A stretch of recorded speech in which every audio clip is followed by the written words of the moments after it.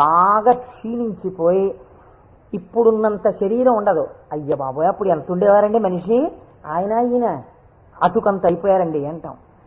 కాబట్టి మార్పు చెందినది, తరిగినది, ఇంకా కొంతకాలం అయిపోయిన తర్వాత నశించిపోయినది ఇది శరీరం. అంత్యేష్టి సంస్కారం చేయబడిపోతుంది. కాబట్టి ఈ 6 వికారములు సమస్త ప్రాణులకు ఉండి తీరుతాయి. జన్మ తేదీ ఉన్నది, చిట్ట చివరి వికారమునకు కూడా సమయం ఉన్నది. ఈ మధ్యలో ఈ 6 వికారములు నడుస్తుంటాయి. ఈ 6 వికారములన్నవి లేనిది ఎవరైనా ఉన్నదా? ఉన్నది. అలా ఉన్నదేదో అదే శివ. అది కాలములో పుట్టలేదు, కాలములో పెరగలేదు, కాలములో ఉండలేదు, కాలములో తరగదు, కాలములో నశించదు. ఎవరి నుండి వచ్చినదో, ఎవరి ఎందు పెరిగినదో, ఎవరి ఎందు లయించిపోతున్నదో వాడు మాత్రం అలా ఉండిపోతున్నాడు. మేకలు వేయింజన్నను భాసురముగనొక్క కోటి పర్ణం బెక్కున్, ఆ కోతులు వేయింజన్నను కోకోయని కొంకినక్క కోయని కూర్చొని అంటారు జానపదులు. అందరూ వస్తారు, వెళ్ళిపోతాయి లోకాలన్నీ.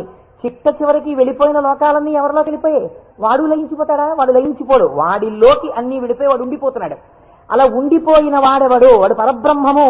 వాడికి శాశ్వతుడు, వాడికి కదలిక లేదు. వాడు ముందున్నాడు, చివరా ఉన్నాడు.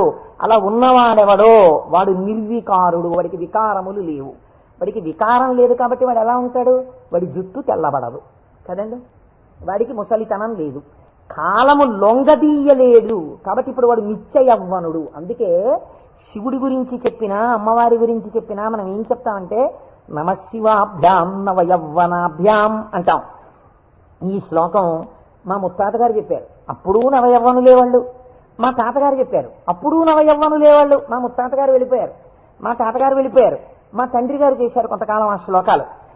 మా తండ్రి గారు వెళ్ళిపోయారు, ఇప్పుడు నేను చేస్తున్నాను. నేను చెప్పిన నమశివాభ్యాం నవయవ్వనాభ్యాం పరస్పరాశ్లిష్టవపుత్తరాభ్యాం అదేమిటంటే